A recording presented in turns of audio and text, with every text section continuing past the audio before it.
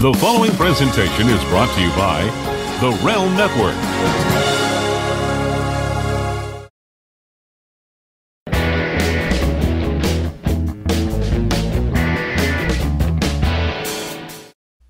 Today on Mr. Media, I'll talk to animator, storyboard artist, and raconteur Mark Simon, author of Storyboards, Motion in Art.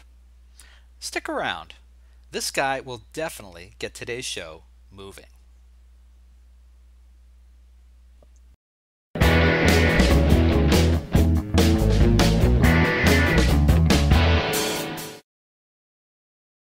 So much media, so little time. Who keeps track of it all? That would be me. This is Bob Andelman, and this is a Mr. Media interview, brought to you by Amazon.com, Audible.com, and 1-800-DIAL-DJs. Please stop by the website, MrMedia.com, click on our advertisers, support the show. And remember, there's more than 1,000 interviews available at MrMedia.com. We've been doing this since February 2007. Hope you'll find something you like. And thanks for listening.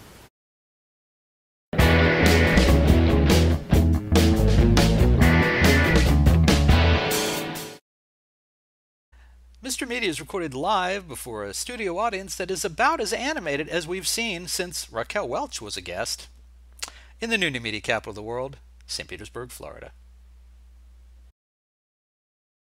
So, I was a guest at MegaCon in Orlando back in, I think, February 2006, and I was given table space to promote my book and panel discussion.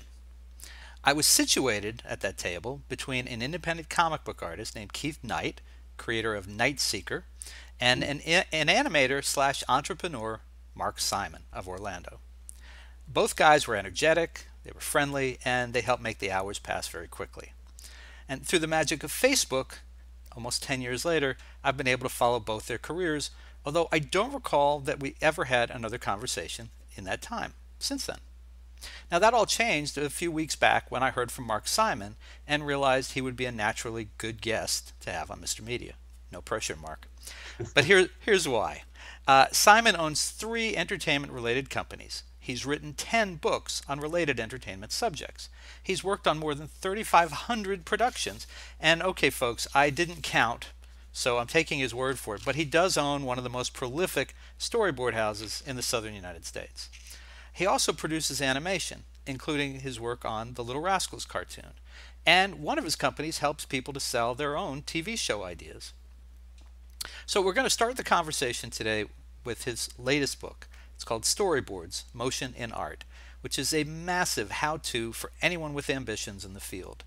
And people who've watched the show before, you know we do a lot of these kind of art how-tos with some demonstrations, and we'll definitely cover that today. Mark will be demonstrating some of what he does for you visually. So if you're listening to the MP3, go find the video. Oh, and message to my friend Keith Knight. Call me. You're next. Mark Simon, welcome to Mr. Media. Thanks, Bob. Appreciate it. Yeah, I'll tell you, you've got a much better memory than I do. I mean, obviously, I remember meeting you in our conversations, but the fact that Keith was there and where we were, and I couldn't have told you what city we were. Nice job. No, it was Orlando. I haven't done a lot of these conventions, and I had my Will Eisner biography out at the time, so I remember it clearly. I'm sure you do these things all the time, so it all kinds of I'm sure it all runs together, which is cool. But so Mark, for the person who loves movies and television but maybe isn't as focused on behind the scenes and production, let's kind of start there. If you would take a few minutes and explain, or show us if you like, what a storyboard actually is. Yeah, be happy to. The easiest way to explain what a storyboard is it's a comic book or comic strip version of the script before it's shot. It's the visual blueprint of the director's vision that the entire crew uses to be able to work towards that one singular vision. And I've been working on that description for a long time. Yeah, no, you got that down pretty good. That's kind of the Evelyn Wood version of that. I like that. And the thing I want to clarify is storyboards are used whether you're talking about actual cartoons or comedies or dramas. I mean, they're used across the board. It's not just, you describe it as like a comic book type of thing because it's seen that way. Somebody draws it, but it's used in everything, right? It's used in every type of production, including a lot of things that people wouldn't recognize. So what you might see, this is from my book. So these are storyboard panels. They're all in the shape or the framing of TV or a movie screen. And I'm one of the few people that actually works between film, TV, and commercials and videos and everything else. A lot of people tend to specialize in one area or another, especially story artists. You know, there's animation story artists and there's live action story artists, and very seldom do they mix. I'm one of the few that I'm lucky enough to do both because I love both. So yeah, so like even Little Rascals, which you mentioned in the introduction, I was storyboarding the live action portion of the movie, but I've worked with this director a number of times on a lot of different movies. And then there was an animated sequence, in particular the open, which maybe we'll show a little later. And I actually produced the animation for that as well. So at which point I'm also storyboarding, doing the animatic, which is a video storyboard, and then all the way through the finished animation. And I'll clarify what I said. Animation, comedy, drama, advertising uses storyboards. Yeah, it's all that laser light shows. A lot of people don't think about. A lot of things that we storyboard are conceptual things that'll never be shot, just trying to get an idea across or to raise funds for a movie. I've done that with a number of movies as well. Sometimes live events, you know, Disney and Universal, we've done a lot of storyboarding for them. You've probably heard of Halloween Horror Nights for Universal. Well, we've boarded that a number of times, including the very first one. I remember I was working on the team on the very first Halloween Horror Night, where I would storyboard the experience of the person going through it. So it's a way for everyone to sit down and say, oh, I see where that would be. Or I see what they'd be looking at, or, let's add a trick in here, and then we put notes on it, these kind of special effects. So it's more than just the drawing. We also have a tremendous amount of production notes so that anything I work out with the producer, the director, the designers are generally going to be important for everyone else to know. So if, let's say we're doing, for anyone who watches any behind the scenes, a green screen effect where we put a solid color behind someone so we can pull them out and put them in front of another background. If I know that a shot needs to be shot that way, that'll be in my notes. So everyone in the crew, all 200, 250 people who get it, everyone understands, oh, okay, so we see exactly what we need in order to set this up. So the DP knows, the effects guys know, the lighting guys know. Everyone knows exactly what needs to happen. So it literally becomes like a blueprint for building a house. These storyboards are the blueprint for how to build these huge productions that we put on. And then the next question, I think, is probably an obvious one to you. Is it a cost adder or a cost saver? Well, it depends on who you're talking to. The producer who's negotiating my rate thinks it's a cost adder. But it's if you've got a really good story artist, it's going to save you a huge amount of money. One of the things I like to talk about, and it was a very simple thing, but it saved so much money. If you're familiar with Chuck E. Cheese, and anyone has kids has suffered through the foot-smelling pizza known as Chuck E. Cheese. And so we were doing... Apparently they're not a current client. They haven't been for a while, so okay.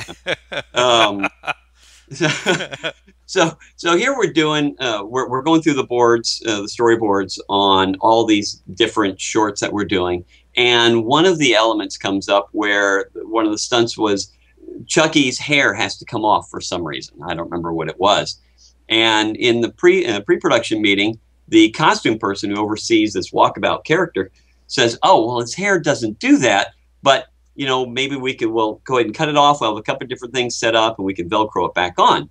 Okay, well, that sounds easy enough and we're prepared for it, which is a reason we do the boards. If we hadn't have figured that out with the storyboards, the production would have been down for 45 to 60 minutes. Well, when you've got a big crew, that's $5,000 to $10,000 an hour.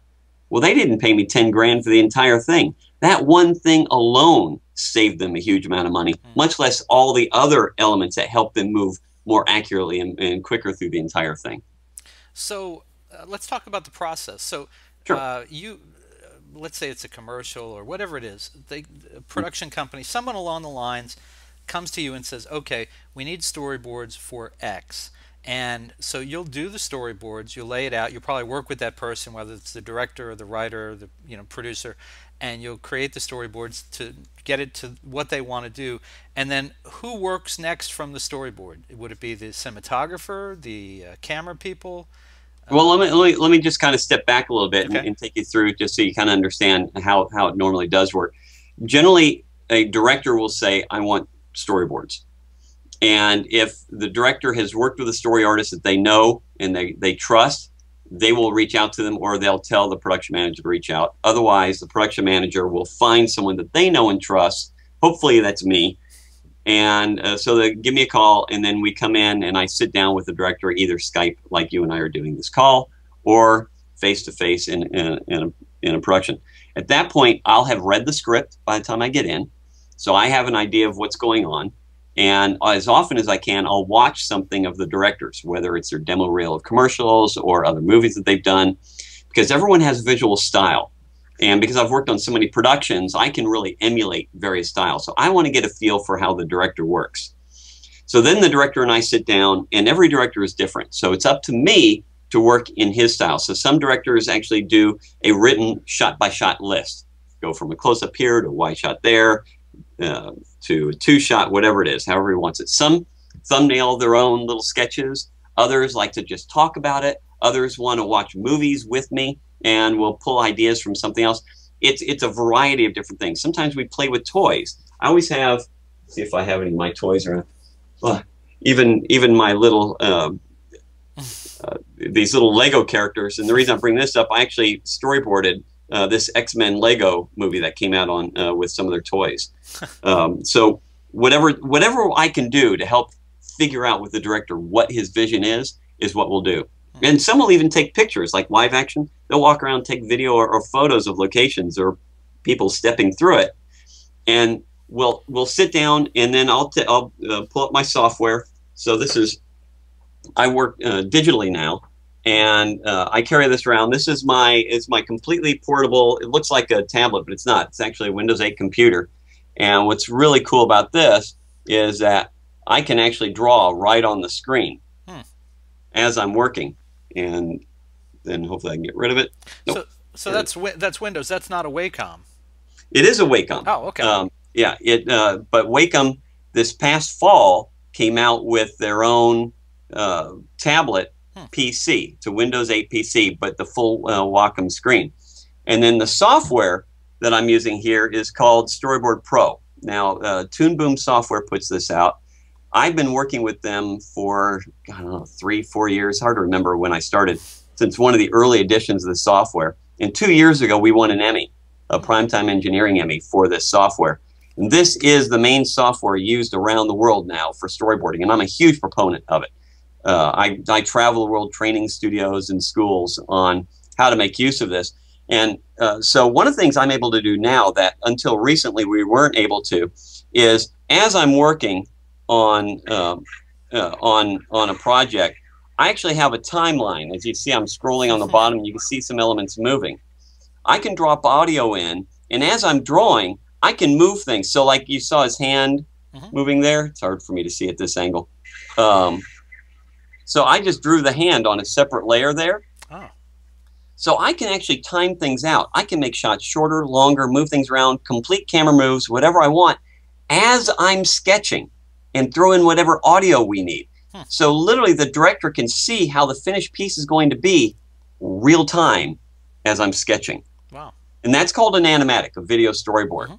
So before, it used to take, we would start with sketching on paper and then make whatever revisions on paper. Then I would scan it into Photoshop. We'd break apart the different elements, bring it into After Effects, move different elements around in After Effects, export that out, and then go into either Avid or Premiere and edit the piece together, and then we finally get to hear the audio with it. Any changes, we go back to the beginning and start over. Not very efficient. Right. Now, because I'm drawing, editing, audio, timing, everything in the same software, if someone says, can we make that scene shorter? Can we move this one shot? So for instance, I can literally take, this shot right here. See if we can see that. And I can actually drag it and move it this way and drop it, and I've re-edited it, and I can hit play. It's that fast as I'm working. I can change a drawing, hit play. It's made me so much faster. It's made me a better story artist, because now I can see how my story is playing out as I'm drawing. So if we're sitting on a shot too long, I'll just add another shot, and I know it as I'm working. as a story artist, I could totally geek out on this. It is so fun to be able to work this way, and I get so much done. And it just, seeing your work come to life as you're working is incredible. And every director absolutely flips over it. All right, so the director and I, we go back and forth until everything's done. Generally, what I'll do is I'll rough it out, really rough thumbnails, and then he'll go off into all of his meetings. I'll sit and I'll time down. I'll make the artwork finer, adjust all the timings and everything. Then he'll take a look at it. If there's a change, I'll do it. Then, if not, then what we do is we send out a PDF of all of that entire sequence to the entire crew. And I'll also have a movie that goes to the key people. Generally, it's going to be the designer, the producer, the DP, and the director, and the production manager. Depending on the shots, other people will need it at different times. So when I first come onto a project, especially for live action, they generally don't have a budget or time for doing the entire movie because it can take a long time to do these. So generally they have a budget. So I'll come in and say, all right, let's start with the special effects, and then we'll do the stunts, and then we'll do special camera moves, and then whatever else you want from that point. And the reason I do it in that order is because special effects, when you read a script, and it says Superman's flying through the air and punches through a wall, what's in your head is probably not at all what the director sees. So that needs to be boarded first to go to the effects houses for them to bid on it and to budget it. And I'll give you a great example of how a sequence can evolve and change from what you read in the script.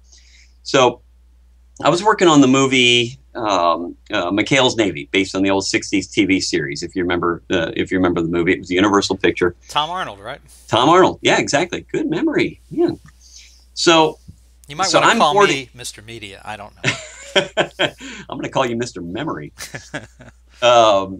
So in the script, when we're breaking down a script, when we break down a script, we break it into eighths of a page. So, just one little paragraph be considered an eighth of a page, or 4/8 would be half a page. It's a way that production management can schedule and kind of figure out how much we're doing in a day. Well, in this case, this one sequence was an eighth of a page. And that eighth of a page said that Vladikov shoots a missile at McHale's hut. And McHale chases Vladikov in the PT, and then Vladikov blows up the PT. Okay. Well, the second unit director and the director working with me decided, well, they want this huge chase scene. It took me 102 drawings to do that eighth of a page. That one little paragraph was 102 drawings because it was huge how much we did on that. All these different explosions. We shot the whole thing in Acapulco, and they're swimming around each other, and shit's blowing up all over the place, and it was crazy how much there was. Well, production management all of a sudden realized, well, wait a minute, this 2 hours that we thought it was going to be from reading the script is now a 3-day shoot with effects guys and matte paintings and all these other things. So without the storyboards, they wouldn't have known how to plan those shots at all. So that's why I always do it in order to board the sequences that mean the most to production, or the most people need access to it. Okay. Now everyone will get access to see it because the prop master needs to see what elements the actors are working with. The production designer needs to know how much of the set he needs to design, because if a sequence just takes place in the corner, like in the back corner of my office there, well, he only needs to build that corner. But if the camera's spinning around him, now we need to build a 4-wall set or be in a location. There's so many different things. Wardrobe needs to know, oh, so this needs to be a tearaway item. Or practical effects knows that they need the front wheel to fall off of a car. There's all these different things. This is the visual representation that tells all 200 people in the crew what they need to do. It's kind of like, I don't know if this is an apt analogy or not. You'll have to help me. One of the things I've always thought, when I think of, like I was just reading Pete Townshend's biography, or autobiography, right? For The Who. And so he wrote most of the songs, certainly most of the hit songs for The Who. And I always thought, well, how does that work? I mean, he sits in his lonely writer's warren, and he comes up with the words and the melody, and then, so it works in his head, and he'll do like a simple recording of it, and he's got to take it to John Entwistle at the time, as the bass player, or Keith Moon going way back for the drums, and he'd say, okay, this is the song. You need to figure out the drum part. You need to figure out. And it's kind of the same thing you're talking about as a storyboard artist, I think, because you're giving them the essence of what they need, and from that, each person in the process has to figure out their end of it. Is that an overstatement? Yeah, there is a lot to that. But the biggest thing we always have to remember is that we're all trying to get inside the director's head, because it's the director's vision that ultimately is what rules a production. So that's why I have so many different tricks on getting into the director's head. And because every director is different, one thing doesn't suit everyone. I mean, some are very practical, where they'll look at a plot plan, like an actual blueprint of a location, and they'll draw on there, okay, we have a camera here, camera 1 here, camera 2 is here, this camera is going to move forward, and they'll actually draw out the plan of it. Okay, well, I can read plans, so that makes sense to me. Some don't. Some, let's see, we'll actually play like with my little Hot Wheel. I always bring vehicles with me. I was just doing a series of Wawa spots, if you're familiar with Wawa. I wrote the book for Wawa. Oh, I saw that. Right, and by the way, I have a blue version of that car sitting in a little basket behind on the headboard of my bed. This is my first vehicle, 63 T-Bird. So there are times that we'll draw out a map. Like I was doing a movie with Brian Hickox up in Jacksonville, and it was called the Miami School Bus Hijacking. So the director, Preston Whitmore the third, and you can't mistake him for the second. That would be insane. There's a lot of car chases with a school bus. So we had a map of where they were doing the location. So I would draw these maps on really large sheets of paper on a table, and then we had a bunch of cop cars I brought in, and Hot Wheels of school bus, everything, and we would literally play.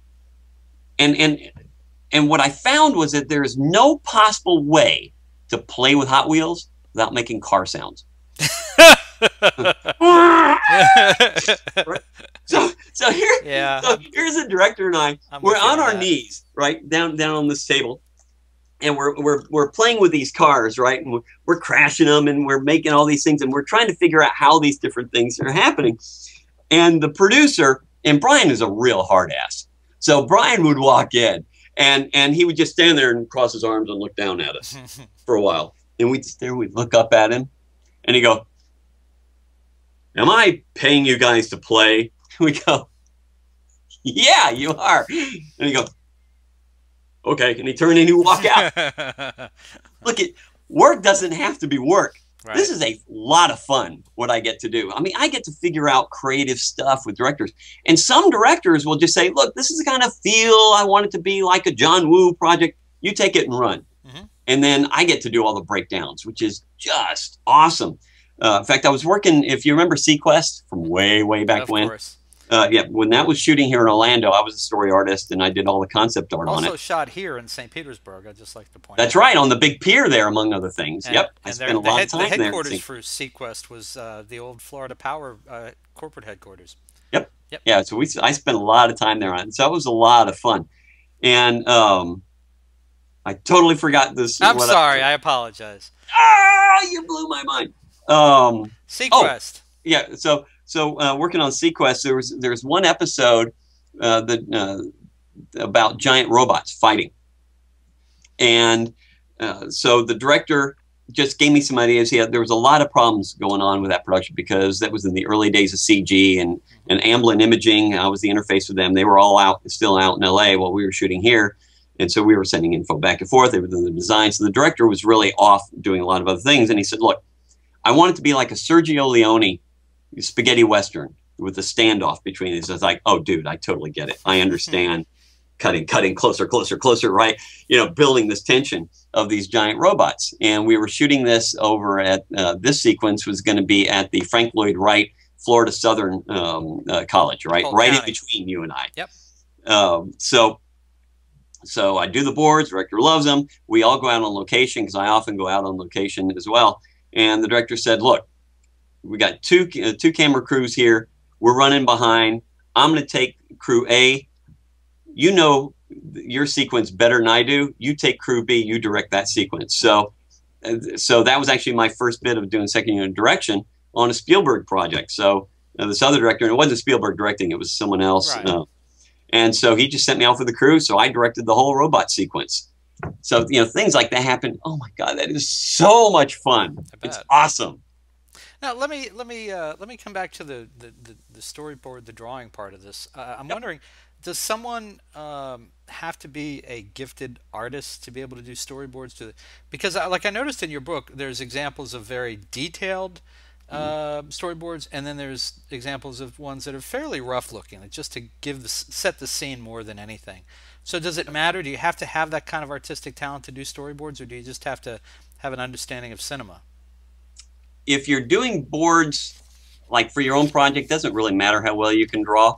If you want to do it professionally and get paid for it, yeah, you've got to be a really good artist. You have to be able to draw anything very quickly. Now, as you said, some are very rough because we don't have a lot of time. I mean, there are times I'm doing 80 to 100 drawings in a day. They're not going to be Michelangelo's, but what they will be is great story. I know how to break it down. I know every shot, every angle tells a story, and I know when we need to cut in close. I know when we need to have a high angle. I know when we need to bring in between people, when I need to move the camera and when not to. So that's all part of, because that's why we call it storyboards and not illustration. We're telling a visual story. But if you've got to draw really quickly, if you're not capable of drawing something really well, your sketches won't be recognizable. So, my rough sketches, you still know what's happening. They're just not going to have a lot of details because I do know how to draw. I love it when I have time to really, detail them more. That doesn't happen in productions. It does on commercials at times. But then again, like these Wawa commercials, I only had a day and a half to storyboard 6 commercials. And that included a half day on location, scouting location and figuring out with the director what we needed. So, time gets to be of the essence. And so what, now you showed us your Wacom, the Windows 8 tablet. What are some of the other tools of the trade, both electronic and digital, and maybe, even analog? Well, analog is still paper. Sometimes we're working out some shots, we'll work on paper. There's still some of the old guys that don't want to draw digitally. They prefer paper. It's just very difficult to do that these days because a lot of work we do is international or long distance. So Skype is very, very important now, just like you and I are doing this. I was working on the movie. It was a horror film that came out last fall called You're Next. And I never met anyone on production face to face. We did the entire thing Skype. It was a low budget production and they couldn't afford to fly me out there. So, so Skype is very important. If you're working on paper, you've got to have a scanner. Photoshop, we do a lot of work in still for high detail color boards because of all the effects you can do in Photoshop. We'll draw there. Storyboard Pro, like I said, the software I briefly showed you, that's a hugely important element. Other than that, any type of Wacom Cintiq, which is the monitor you can draw on the surface of, is important. Other than that, just understanding production. I do a lot of studying on editing. So these days, as a story artist, you really do need to understand cameras because a director will call for certain lens for certain shots. Well, what does that mean to the shot? Well, we need to understand that.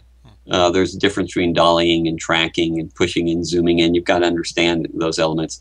Editing, if you're getting into doing animatics, like more and more of us are, you need to understand editing, timing, how you can cut something together where it makes more sense, where there's a different way to pace drama than there is comedy versus sci-fi. So, all those things that we look into. So, I like to have my editing software with me, which I do on my Cintiq. Like Premiere, which is what we edit in. When you get down to the basics, pencil and paper is really all you need. But you can go a lot more than that. I've got all the bells and whistles. Toys are very helpful. Action figures. Sorry, not dolls. Like action these? figures. Yes, absolutely. In fact, it was funny. I don't have it with me in my office. I don't think. I think it's in. I've got a few offices here. I think it's my other one. Like on Sequest, it was a very squid-looking submarine that was very difficult to draw. Hmm. But they had come out with a model of it, so I built the model and I used that to be able to draw from. Hmm.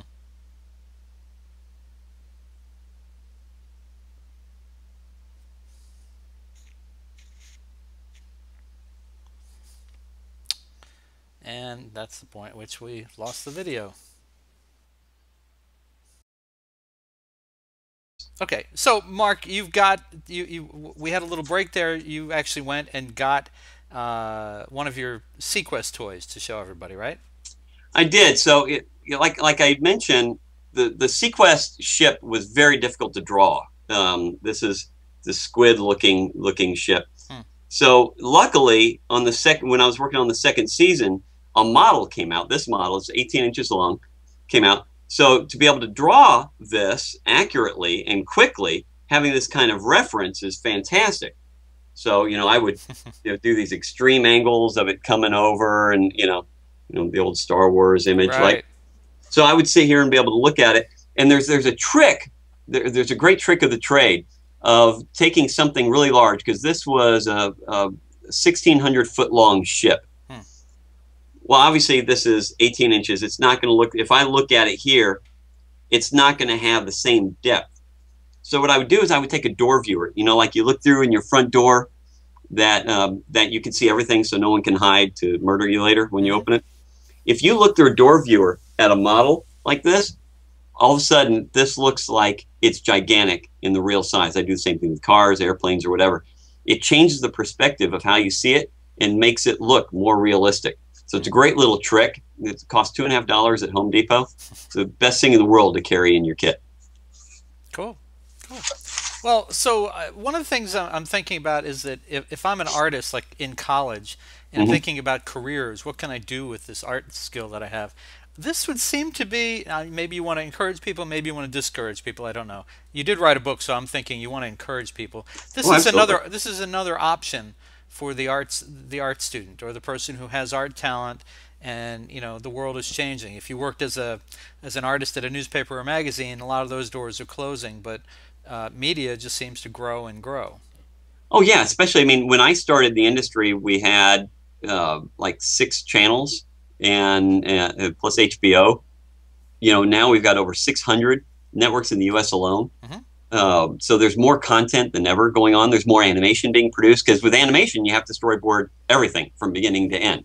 Live action, you only do what they can afford. So so there's more room for board artists now than ever. And I live in Orlando. I don't live in LA anymore. I did. I got my start there, but and I make really good living here. Whether it's commercials, TV series, like I said, I generally work on anywhere from 3 to a dozen projects a week.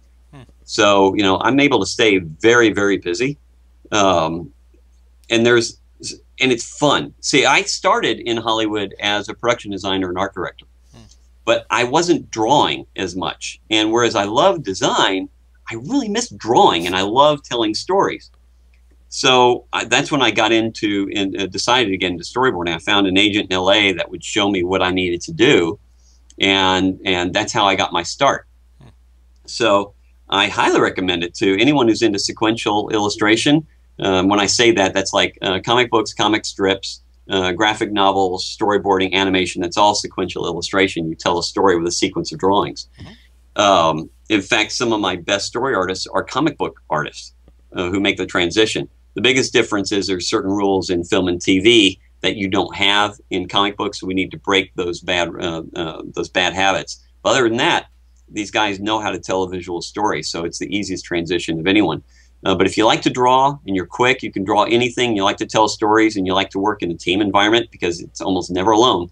It's not just your story. You have to get into the director's head and sometimes the producer's head. For me, that's fun, because I get something different from every director. And sometimes it's a challenge, and I love a good challenge. But it really boils down to, I get paid extremely well to draw every day. Life could be a lot worse. It could. It could. Well, Yeah. before we wrap up, because I know you do other things, and we've spent a lot of time talking about Storyboards, Motion and Art, the book, which of course I mentioned is in its third edition. Do you want to just, there it is. People, Thick. trust me. Yeah, it's quite the thick book. So, do you want to mention just briefly the other things that you do business-wise that you have going on? Sure. Well, we through my illustration company, through Animatics and Storyboards, we do character design, concept art, obviously animatics, anything that's character-based illustration. We don't do logos. That's always a lot of fun. I produce and direct a lot of animation, which obviously flows directly with storyboarding. So that's a lot of fun. In fact, we just did, I wish I could show you, but I can't release it yet. We just finished a really high-end music video, animated music video that I co-directed. That really turned out incredible. So hopefully by the end of summer, that'll be out. And a lot of development, show development of my own things, which led into my third company, which you had mentioned, Sell Your TV Concept Now. My wife and I run that together, and basically we help people to sell their ideas for their own TV shows. And that came from our having success on selling a number of our own ideas. And people kept coming to us and asking us, well, how did you do that? What did you bring? How do you meet people? How do you get those meetings with agents or with networks without an agent? How do I get an agent? You know, everyone thinks there's a catch-22, and there isn't if you know how to do it. And look, we screwed up every which way you possibly can trying to figure this out, and just blew tens of thousands of dollars trying to pitch ideas because we did it wrong. Well, then we figured out how to do it right. We started selling shows. So when we kept getting all these people calling us all the time, we thought, you know what? There's a market for people who want exactly what we wanted and what we needed when we got started. So everything on what we put together in Sell TV is what we wish we had when we got started. It's how do you put together a show that the networks actually want? What do the deals look like? What do you need to put together? What don't you need to do? How do you land those meetings? What do you say? What to expect? It's all these different things. We have ways of working with everybody, regardless of whether you're one of the top producers in the country, like Doug Stanley, the producer of Deadliest Catch, is one of our clients. He knew how to produce, but he didn't know how to pitch. So we helped him on how to put his projects together. He sold 4 of his own shows last year. Okay, that's a great success story. To people who've never worked in the industry at all, like Manya Claiborne, had never worked in the industry, came to we do a yearly event called the Hitmakers Summit. A week after our summit, she sold her first show. So, you know, and everything in between. Some people have their own production companies. Other people just are writers. Others are just artists. It doesn't matter. If you've got a great idea, and a lot of people have great ideas, but you don't know what to do, what's the next step? What do I need to do? We can get you exactly where you need to be. In fact, that summit, I'll just mention this briefly. Sure. It's a 3-day event. We host it here in Orlando. If you want to come by and check it out, since you're so close, be happy to have you over one day. This year, it's August 24th to the 26th at the Rose and Shingle Creek. Hitmakersummit.com is the shortcut to the info on it. It's 3 days of a small group that you need to apply for it. So basically, you just want to make sure that you're a person who's going to be able to take advantage of all the one-on-one work. It's not just sit and listen. It's highly interactive, working with us and other experts, like one of the executives from Showtime is going to be there. One of the writers of Phineas from Ferb is going to be there. A guy who wrote with Jim Cameron is going to be there. I mean, we've got a huge amount of people that come in and work one-on-one with every single person that's there. It's why we keep it down to a small number of people. So that everyone gets to work on what your show needs to get ready, and you will walk out knowing how to pitch your show. It's really fun. All right. Well, folks, listen, you can find Mark Simon's latest book, Storyboards, Motion in Art, as well as many of his other books. There's 10 in all, in great bookstores everywhere, or you can order right now at a great price at MrMedia.com. You know how this works? If you're watching us on MrMedia.com, look below the video, either over there or over there. Yes, to the left or right of Mark's crotch, apparently. Yeah, no, we don't need to draw attention there. Thank you. Thank you very much. You can storyboard that when we're done. You'll see the cover of Storyboards, Motion and Art, and maybe another book cover. You can click on it. It'll take you right to Amazon. You can order it immediately. They can get it to you via drone in 30 minutes or less, or you can you can get it in a day or two. Good price. Order it there. Also, let's run through the websites. Where do you want people to find you? Well, for the books, all my other books are at marksimonbooks.com. Okay. And I've got a lot of videos there, a lot of how-tos, the things that we were up to. My storyboarding and all the visual design and illustration is at storyboards-east.com, since we're on the East Coast. Oh. And then sellyourtvconceptnow.com. It's a mouthful, but that's what you want to do. You want to sell your TV idea. So sellyourtvconceptnow.com is for my consultancy. And you're also on Facebook. Are you on Twitter as well? Yeah, I'm all over the place. You can find me if you look up Pitch TV on Twitter. You'll be able to find us on Facebook. I think it's either Pitch TV or Pitch TV Show. Just look me up. It's easy enough to find me. Do you have a YouTube channel? I actually have a couple of them. Of course you do. Mark Simon Tunes is my animation. Okay. That's a fun one because that shows. Oh, if we've got a minute, I can show one of those comparisons. Yeah, sure. Of storyboards. Yeah, we can do that before we go. Piece. All right, let me pull that up. So, what I'm going to show you here is a sample of Mark Simon Tunes of a lot of things that we have. So, what I've got here is from the Little Rascals movie. So the opening credits is one of the things that the animation I produced. Okay. So what I'm going to show you here is a comparison of, on the top left will be this storyboard and animatic, and the bottom right is the finished animation. All right, let's take a look. I've actually done these for a few things. I'll show you a commercial right after this, a live action piece. You can kind of compare the two.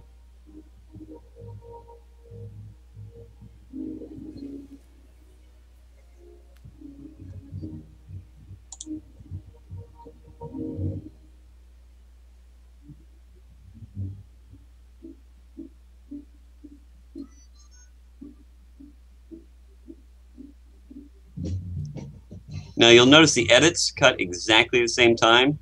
That is not an accident, and I did not re-edit anything. The animatics, we time it down to the frame. So, you know, when the director approves what we're doing, everyone knows exactly what the timings are. So we designed this to kind of have a feel, a throwback to the 30s and 40s. Simple animation, but, you know, updated designs, but kind of an older feel to it. Cool. So that gives you an idea of an animation animatic. So let me pull up a live action one. You familiar with Colin Mockery? Sure, of course. From Whose Line Is It Anyway? Yep. And so I worked with Colin on this commercial for Rub A35. Why am I not seeing? We're saying it. That's just the commercial. That's not my... Okay. You know what? I thought I was going to have it, but evidently I'd moved over the wrong video. So sorry about that. It's all right. So let me turn off the sharing here. Anyway, the Little Rascals, that'll show you.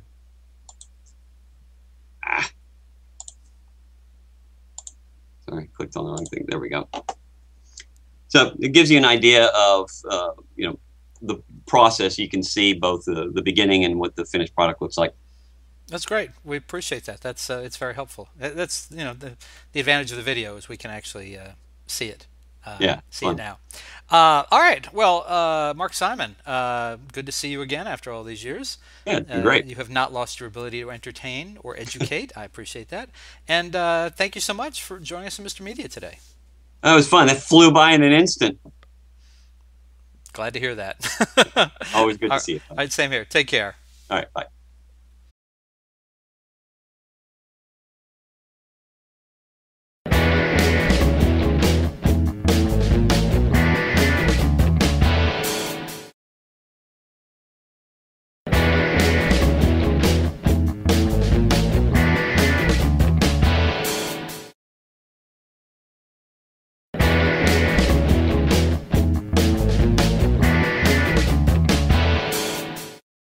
The preceding presentation was brought to you by the Realm Network.